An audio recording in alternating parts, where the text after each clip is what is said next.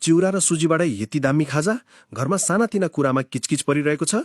यो नास्ता बनाएर खुवाउनुस्, रिस जति सबै शान्त अनि माया नै माया। सुरुमा लाइक र फलो गर्नुस्। अलिकति चिउरालाई पानीले राम्ररी धुनुहोस्। त्यसमा 1 कप सुजी र 1 कप ताजा दही हालेर मिक्सरमा मज्जाले पिस्नुहोस् र बाक्लो ब्याटर बनाउनुहोस्। अनि यसमा थोरै नुन र बेकिङ सोडा हालेर घोल्नुहोस्।